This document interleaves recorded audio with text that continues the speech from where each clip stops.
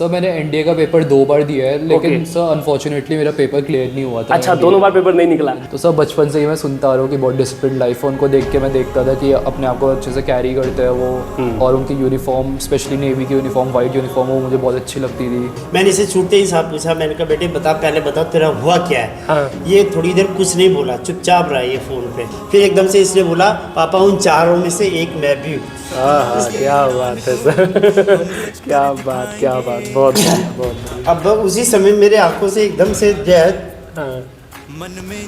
बस मैं कुछ बता नहीं पाता। अरे कोई बात नहीं सर। कि रुद्र की जो है बीच में जॉब भी लग गई थी प्राइवेट में कहीं नोएडा में। तो सर वहाँ पे एकदम मुझे स्टार्टिंग में एक्साइटमेंट बहुत हुई कि पहली जॉब लगी है, पैसे कमाऊंगा। ओके। लेकिन सर अब वो थी प्राइवेट कंपनी, ऊपर से सेल्स की जॉब थी, प्रेशर वर्क बहुत, वो मेंटल प्रेशर बहुत था उसमें, ऊपर से वो हमारी छुट्टियाँ भी कैंसिल कर देते थे। चल बेटा है, गॉड ब्लेस यू।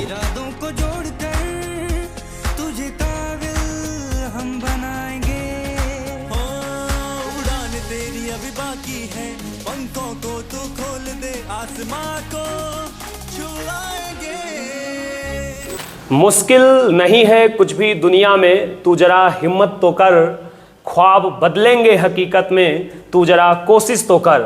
जय हिंद, भारत माता की जय। और आज हमारे साथ में ड्रीमर्स एडू हब के स्टूडेंट्स रुद्राक्ष डबराल जी हैं, जिन्होंने अपनी कड़ी मेहनत और परिश्रम के साथ में इन्होंने अभी नेवी एसएससी की जो डायरेक्ट एंट्री होती है उसमें इन्होंने कुछ दिन पहले ही रिकमेंडेशन प्राप्त किया और अब 31 दिसंबर को इनकी ज्वाइनिंग होने वाली है। साथ में आज मौजूद हैं रुद्राक्ष के पिताजी, और ये उन सभी विद्यार्थियों के लिए एक बहुत बड़ा मोटिवेशन होगा जो बच्चे आर्म्ड फोर्स को ज्वाइन करना चाहते हैं और उनका सपना है। क्योंकि जब हम प्रिपरेशन करते हैं बहुत सारी समस्याएं आती हैं, प्रॉब्लम्स आती हैं, उन सभी समस्याओं और प्रॉब्लम्स को कहीं ना कहीं सॉल्व करके रुद्राक्ष ने अपनी कड़ी मेहनत से ये सफलता हासिल की है। तो उस कड़ी में आज हमने सोचा एक सेशन होना चाहिए। तो जैसे आपने बीते दिनों में एक सेशन हमारा देखा, आज हम रुद्राक्ष के साथ करेंगे। तो सबसे पहले तो सर आपको बहुत बहुत शुभकामनाएं कि आपके लड़के ने जो है, और आपको भी रुद्राक्ष, कि आपने इतना बढ़िया जो है कमाल कर दिखाया। और जब मुझे पता चला कि ये इनका पहला ही अटेम्प्ट था, फर्स्ट अटेम्प्ट में ही आपने क्वालिफाई किया, जैसा कि मैं, तो सबसे पहले मैं रुद्राक्ष आपसे जानना चाहूँगा, क्योंकि वैसे तो हम सब आपको पहचानते हैं, आपको भी जानते हैं सर, और उत्तराखंड देवभूमि के लिए बहुत बड़े गर्व की बात है कि जो रुद्राक्ष हैं ये उत्तराखंड देवभूमि से हैं, देहरादून के निवासी हैं, और इन्होंने अपनी सफलता हासिल करी। तो आर्म्ड फोर्स में एक और हमारा जो है भविष्य का जो है, जो हमारा युवा है ये जा रहा है। तो आप सभी लोग इसको शुभकामनाएं भी दीजिएगा। तो अब मैं आपसे चाहूँगा रुद्राक्ष की आप अपने बारे में थोड़ा सा बताएं। सर मेरा नाम रुद्राक्ष डबराल है, मैं देहरादून में ही बॉर्न एंड ब्रॉट अप हूँ। ओके। तो सर मैंने 10th एंड 12th देहरादून से ही करा, और मेरा कॉलेज ग्रेजुएशन मेरी इसी साल कंप्लीट हुई है। ओके। तो सर मैंने इस साल की स्टार्टिंग में फरवरी में मैंने इस जो नेवी का जो फॉर्म निकला था डायरेक्ट एंट्री का, इसके बारे में मैंने पता करा था।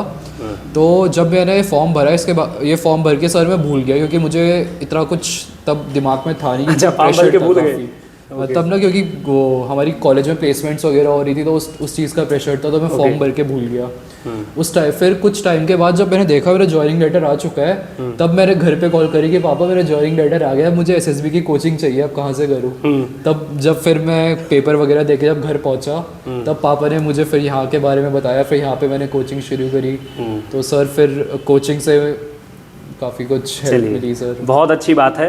तो रुद्राक्ष, जैसा कि आपने बताया कि आपने फॉर्म भरा और फॉर्म भर के आप भूल गए थे कि यार हमें जो है एसएसबी देने जाना है। हाँ जी। तो जब आपके पास में जो है एडमिट कार्ड आपका आया तो आपको पता चला, तो अपने पिताजी से बात करी। हाँ जी। तो मैं ये जानना चाहूँगा कि जो आपकी एजुकेशन है, जो आपने जो है क्या कहते हैं 9th 10th 11th 12th, ये आपने सीबीएसई से किया था या फिर बोर्ड से एग्जाम से किया? आईसीएसई से करा था। आईसीएसई से आपने किया था। क्या कभी इससे पहले आपने एनडीए का भी पेपर दिया था? सर मैंने एनडीए का पेपर 2 बार दिया है, लेकिन सर अनफॉर्चुनेटली मेरा पेपर क्लियर नहीं हुआ था। अच्छा, दोनों बार पेपर नहीं निकला। ओके। ये उन बच्चों के लिए बहुत बड़ी बात है कि जैसे मान लिया अगर किसी का पेपर नहीं निकलता है, आप हताश हो जाते हो, निराश मत होइए, जो होता है अच्छे के लिए होता है। तो इनका पेपर नहीं निकला, लेकिन इन्होंने हार नहीं मानी। अच्छा, उसके बाद में आपने ग्रेजुएशन किया। हाँ जी सर। ग्रेजुएशन में आपने क्या किया? सर मैंने ग्रेजुएशन जीबी पंत पौड़ी से करी है, बीटेक मैकेनिकल इंजीनियरिंग। अच्छा, बीटेक मैकेनिकल इंजीनियरिंग से आपने किया, तो फाइनल हो गया आपका बीटेक? हाँ जी सर, इसी साल जून में मेरा ग्रेजुएशन कंप्लीट हो चुका है। ओके, बहुत अच्छी बात है। तो जैसे मान लिया जब आप एसएसबी देने के लिए गए, तो फर्स्ट डे आपका क्या रहा? पहले दिन आपको वहाँ पे कैसा लगा, क्या था? सर जब मैं फर्स्ट डे पहुंचा वहाँ पर, मैंने देखा कि बहुत सारे बच्चे आ रखे थे वहाँ पर। ओके। अराउंड मैंने सुना था कि जो एसएसबी में बच्चे आते हैं, मैं दोस्तों से सुना था कि अराउंड 80-90 बच्चे आते हैं। तो वहाँ पे मैंने देखा कि अराउंड 200 बच्चे आ रखे हैं। 200 मतलब फर्स्ट डे 200 स्टूडेंट रिपोर्ट कर रहे हैं? Yes sir. ओके, और स्क्रीन इन कितने हुए? सर स्क्रीन इन हुए फिर 28 बच्चे। ओहो, मतलब आप देख सकते हो कि 200 student report in the centre, और उसमें से केवल 28 to 29 स्टूडेंट रिकमेंड हुए, जिसमें से आप एक थे। 28 में से 4 रिकमेंड। अच्छा, 28, और रिकमेंडेशन फाइनल कितने का हुआ? सर रिकमेंड 4 हुए थे। 4, मतलब 200 बच्चों ने रिपोर्ट किया, जिसमें 28 स्टूडेंट्स जो थे वो स्क्रीन इन हुए, और फाइनल जो रिकमेंड हुए थे वो कितने हुए थे? सिर्फ 4 स्टूडेंट्स। उस 4 में से जो रुद्र हैं ये मतलब फोर्थ में से आप एक थे, मतलब उन 4 में से। तो बहुत बढ़िया। आपका एक्सपीरियंस क्या रहा पहले दिन? जैसे मान लिया जो स्क्रीनिंग हुई उसमें आपको क्या, मतलब क्या कैसा रहा आपकी स्क्रीनिंग? सर स्क्रीनिंग के टाइम पे हमने कोचिंग में पढ़ा था कि हमारा पीपीडीटी एंड ओआईआर टेस्ट होते हैं। ओके। तो सर ओआईआर में अराउंड हमें 90 क्वेश्चंस मिले थे। ओके। और सर मेरे मैं झूठ नहीं बोलूँगा, मेरे 85 क्वेश्चंस हुए थे। अच्छा। और मैंने सोचा था कि पूरे करने की कोशिश करना। हाँ। तो सर मैंने थोड़ा सा साइड के जो मेरे साथ में बच्चे बैठे ना उसका हल्का सा देखा, और लास्ट के 5 मैंने मार्क कर दिए। अच्छा, मतलब बगल वाले का देख करके। हाँ जी। ओके। अच्छा, आपको पीपीडीटी में क्या, मतलब कुछ बता सकते हो पीपीडीटी में क्या दिखाया गया, कैसे क्या हुआ? सर हमें ना एक पिक्चर दिखाई गई थी, उस पिक्चर में एक लेडी और एक मेल आदमी खड़ा हुआ था। ओके। तो अब वो मेल आदमी एक ऐसी डेस्क के पीछे बैठा हुआ था। ओके। तो अब मैंने जो पिक्चर बनाई, मैंने बनाए थे कि गवर्नमेंट की कोई स्कीम लॉन्च हुई है। हाँ। जिसमें जो गरीबों को राशन मिल रहा है, और ये आदमी जो है ये गवर्नमेंट का बंदा है, और ये एक लेडी को राशन बांट रहा है। ओके। बट मेरी जो स्टोरी थी वो ग्रुप की स्टोरी से एकदम अलग थी। ग्रुप की स्टोरी थी कि लाइब्रेरी का सीन है और वो दोनों दोस्त है, लड़का और लड़की। ओके। तो सर फिर वही डिस्कशन के टाइम पे मैं मान गया कि चलो हाँ ग्रुप की स्टोरी सही है। ओके। फिर ऐसे जाके चलिए, बहुत अच्छी बात। अच्छा, आप हमें ये बता सकते हो कि आर्म्ड फोर्स के बारे में आपको मोटिवेशन कहाँ से मिला? किसने सबसे पहले आपको मोटिवेट किया आर्म्ड फोर्स के बारे में कि हमें आर्म्ड फोर्स में जाना है? सर एक्चुअली मेरी फैमिली में काफ़ी लोग हैं जो ये आर्म्ड फोर्सेस में हैं।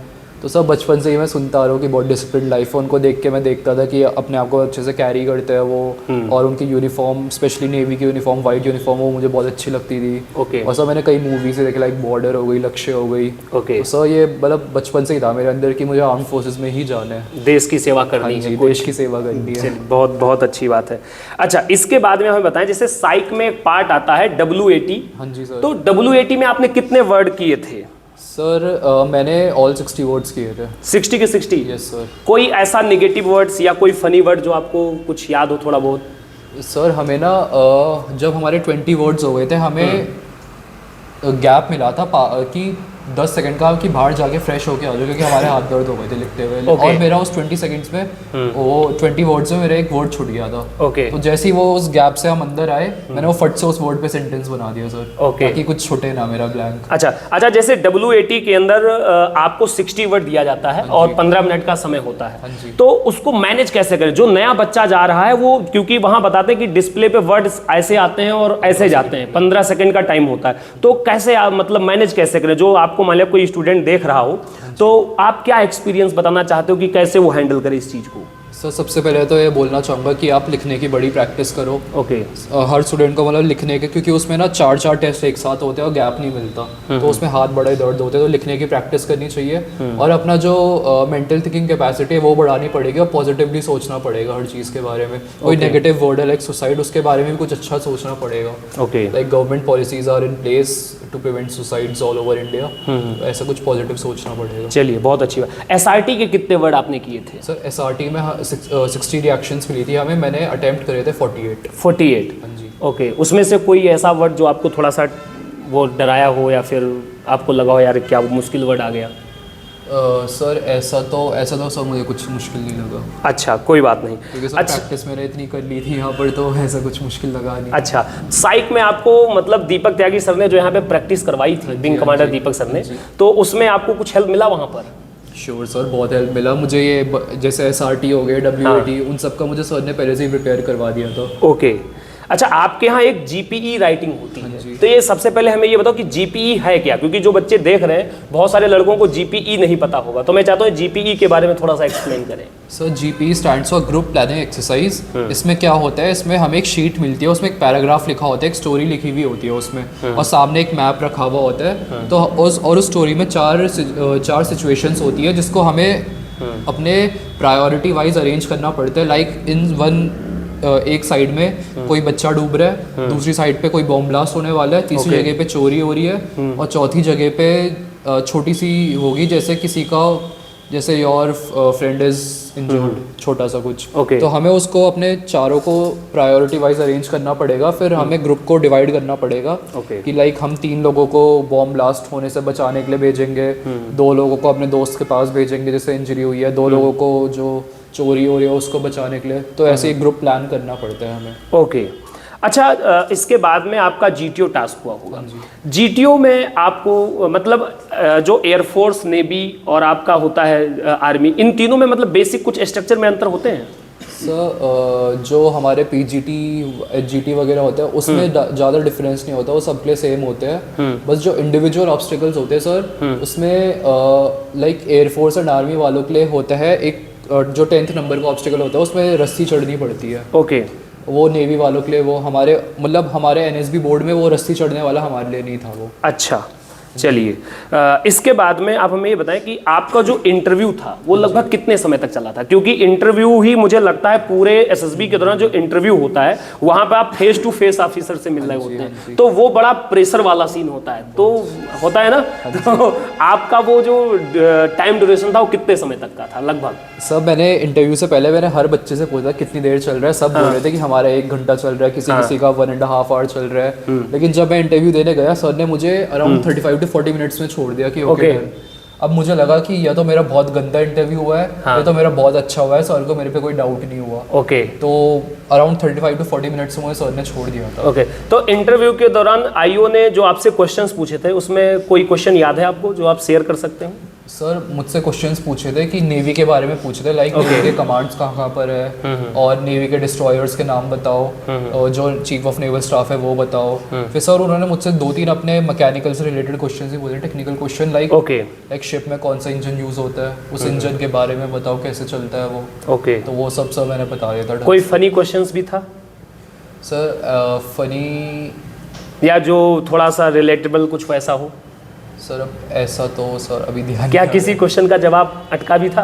हाँ सर, अटका था मैं बहुत ज़्यादा। हाँ, ये क्वेश्चन बड़ा इंपॉर्टेंट है। जैसे मान लिया जो बच्चे अपना पर्सनल इंटरव्यू की प्रिपरेशन करते हैं, तो कई बार जब उनके सवाल फंस जाए, मान लिया ऑफिसर आपसे कोई क्वेश्चन पूछ रहा है, आप नहीं बता पा रहे हो, तो जब आपको वो सवाल नहीं पता है तो उसका कैसे मतलब उसको स्किप करना है, ये बताना बहुत ज़रूरी है, क्योंकि आपका सिलेक्शन ऑलरेडी हो गया। मैं चाहूँगा आप थोड़ा इस चीज़ को एक्सप्लेन करोगे तो बड़ा अच्छा रहेगा। सर मैंने सुना था, कोचिंग में भी सुना था, और सर वगैरह ने हमें सबने यही बताया था कि अगर आपको कोई क्वेश्चन नहीं आ रहा है तो उस बात को घुमाना मत, सीधा बोल देना sorry sir I don't know. Okay. बात बिल्कुल घुमाने की जरूरत नहीं, क्योंकि वो एकदम समझ जाएंगे कि आपको नहीं पता।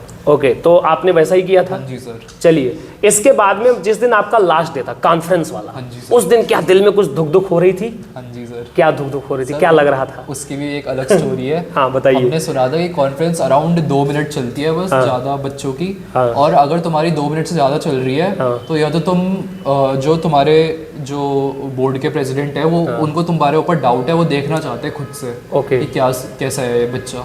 तो जो मेरे पहले वाले जितने भी बच्चे गए थे 2-2 मिनट 1-1 मिनट में उनकी कॉन्फ्रेंस हो जा रही है और वापस आ जा रहे। मैंने उनसे पूछा क्या पूछ रहे, बोल रहे कि यही पूछा कि तुम्हें यहाँ पे SSB स्टे कैसा लगा और क्या चेंज करना चाहोगे, बस यही 2 क्वेश्चन पूछ रहे सबसे। अब जब मेरी बारी आई, मेरा चला अराउंड 15 to 20 मिनट्स। तो आप तो डर गए होंगे कि यार लोग कहते थे कि 2 मिनट, तो फिर तो और उन्होंने मुझसे ऐसे कुछ अलग क्वेश्चंस पूछे कि तुम्हारे नाम का मतलब क्या है, रुद्राक्ष का मतलब क्या है, तुम कहाँ से हो, तुम्हारा घर हरिद्वार से कितना दूर है, तुम्हारा कॉलेज में तुमने क्या क्या स्किल सीखी।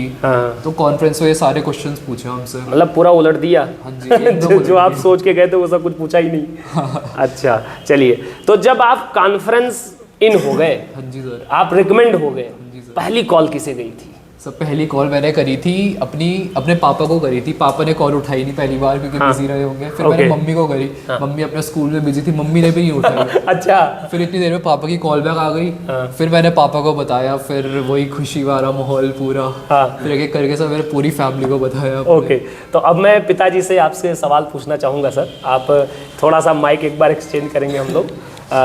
जब आपको पता चला सर कि बेटा रिकमेंड हो गया है, वो क्या खुशी थी सर? सर देखिए, ये जो क्षण होता है ये हर एक की लाइफ में एक अलग ही वो लेके आता है। बिल्कुल। मैं उस दिन सुबह से ही जो है कोई बात नहीं सर, मैं समझ सकता हूँ। और मैं उन सारे बच्चों को कहूँगा कि एक फादर और मदर के लिए ये खुशी के आंसू, ये बात हमेशा इस बात को ध्यान रखना प्यारे साथियों कि अपने माता और पिता के लिए मैं रुद्र की तरफ से पिताजी को इनके एक लाइन समर्पित करूंगा कि तेरे पसीने की हर बूंद को मोती सा चमकाऊंगा और माँ बापू आप सपने बड़े देखना, पूरे तेरे ये शेर और शेरनियाँ करके दिखाएंगे। बिल्कुल सर, वो मैं समझ गया। तो सर मैं सुबह से इसके फ़ोन की वेट कर रहा था। इसने मुझे कॉल किया था लेकिन मैं बिजी था, मैं इसका फ़ोन पिकअप नहीं कर पाया। सेकेंडली जब इसने दोबारा मुझे फ़ोन किया, मैंने इसका फ़ोन एकदम से उठाया। मैंने कहा जरूर, मतलब यस या नो, दोनों में से एक ही होगा, यस या नो। मैंने इसे छूटते ही साथ पूछा, मैंने कहा बेटे बता, पहले बता तेरा हुआ क्या है। ये थोड़ी देर कुछ नहीं बोला, चुपचाप रहा ये फ़ोन पे। मैंने कहा बता यार तू क्यों वो कर रहा है, जल्दी बता मुझे। इसने कहा पापा 4 लड़कों का सिलेक्शन हुआ है। मैंने पूछा इससे, मैंने कहा बेटे बताओ उन 4 में से तू है या नहीं। फिर ये चुप हो गया, इसने कुछ नहीं बोला कि जो है। फिर एकदम से इसने बोला पापा उन 4 में से एक मैं भी हूँ। क्या बात है सर। क्या बात, बहुत बढ़िया, बहुत बढ़िया। अब उसी समय मेरे आंखों से एकदम से जो है बस मैं कुछ बता नहीं पाता। अरे कोई बात नहीं सर, कोई बात नहीं। लो पानी पियो पहले, आप फिर आगे के क्वेश्चन हम फिर आपसे पूछेंगे। तो सारे विद्यार्थी आप देख सकते हैं कि यहाँ के जो है रुद्राक्ष के जो पिताजी हैं वो पूरी तरीके से इमोशनल हो भी क्यों ना, बच्चा A क्लास का अफसर बनने जा रहा है, इतनी मेहनत। जैसा कि सर मैं जब खंगाला थोड़ा सा आपके बारे में जानकारी ली तो मुझे पता चला कि आपके परिवार में आपको छोड़ के बाकी आपके जो कजन वगैरह थे सब लगभग नेवी में, सारे नेवी में ही है और सब लोग ऑफिसर क्लास में ही लगभग ऑफिसर क्लास में ही है। तो इवन मेरे बड़े ब्रदर हैं, उनका बेटा भी जो है वो भी अफसर लाइन में ही है, नेवी में। ओके। और वो कैप्टन है, वो इस समय गुजरात में पोस्टेड है। ओके। तो बल्कि अभी वो कुछ दिन पहले छुट्टी पे आया हुआ था, मैंने इसीलिए जानबूझ के इसको उसके पास भेजा। मैंने कहा ताकि इसको कुछ वहाँ के बारे में, कुछ ट्रेनिंग के बारे में कुछ पता चले। तो ये 2-3 दिन उसके साथ रहा है, उसने इसको अच्छी तरह से ट्रेन किया है, सब बताया कि ट्रेनिंग में क्या क्या होता है। चलिए बहुत बढ़िया सर, और मेरी तरफ से इनकी मदर को भी आप जो है शुभकामनाएं दीजिएगा। और साथ ही साथ मैं आपसे ये जानना चाहूँगा कि बचपन से लेके यहाँ तक के इनके बीच में कोई क्रिटिकल किस्सा आपका इनका याद हो जहाँ आपको लगा हो यार लड़का तो बिगड़ रहा है या सुधर रहा है? सर इसमें तो मैं अपने को खूब लकी मानूंगा सर। अच्छा। ऐसा कोई आज तक कोई ऐसा वाक्य नहीं हुआ कि कुछ हमें ऐसा सुनाई दिया हो कि इसने कुछ गलत काम किया, कुछ नहीं। ऐसा कुछ नहीं, बिल्कुल जो है। इवन KG से लेकर 12 तक जिस स्कूल में ये रहा है उसमें पूरा अच्छा एजुकेशन में भी हर चीज़ में ये। चलिए बहुत अच्छी बात है। और मैं चाहूँगा कि जितने भी माँ बाप हैं, देखो सर सब सारे माता पिता का सबका सपना यही होता है कि हमारा बच्चा एक सबसे पहले तो एक नेक इंसान बने। मेरा मानना है कि सर्विस भी बाद में है, सबसे पहले व्यक्ति को इंसान बनना चाहिए, एक अच्छा व्यक्ति बनना चाहिए जिससे उसके माता पिता प्राउड फील कर सके अपने बच्चे पर कि यार वाकई में हमारे औलाद ने कुछ किया है। और एक साफ कहावत भी है कि रामायण में कि 12 पुत्र पिता के कर्मे, पिता के कर्मानुसार ही पुत्रों की बढ़ोतरी होती है। तो वो आपके जो पिछले कर्म हैं वो कर्म का ही परिणाम आज ये है कि इन्होंने अपने जीवन में कुछ अच्छा कर प्राप्त किया है। और जैसा कि एक किस्सा और मेरे पास आया था कि रुद्र की जो है बीच में जॉब भी लग गई थी प्राइवेट में कहीं, तो उस दौरान फिर रुद्र आपका क्या हुआ, मतलब क्या लगा आपको जब आपकी जॉब लगी, तो कैसा क्या एक्सपीरियंस था प्राइवेट जॉब का? सर जब मेरी पहली बार मार्च में मेरी जॉइनिंग थी जॉब में दिल्ली नोएडा में, तो सर वहाँ पे एकदम मुझे स्टार्टिंग में एक्साइटमेंट बहुत हुई कि पहली जॉब लगी है, पैसे कमाऊंगा। ओके। लेकिन सर अब वो थी प्राइवेट कंपनी, ऊपर से सेल्स की जॉब थी, प्रेशर वर्क बहुत, वो मेंटल प्रेशर बहुत था उसमें, ऊपर से वो हमारी छुट्टियाँ भी कैंसिल कर देते थे। तो सर उसमें बस ये हुआ मेरा 2 महीने मैंने ऐसे तैसे वो घर से पैसे मांग मांग के जॉब काटी, और फिर वो मुझे छोड़नी पड़ी at the end of the day वो जॉब, क्योंकि सर वो बहुत ज़्यादा मेंटल प्रेशर था। फिर मैंने सोचा कि अब प्राइवेट जॉब तो नहीं करूँगा मैं, अब जाना है तो मतलब ये अपना जो बचपन का सपना है वही पूरा करना है, डिफेंस उसका।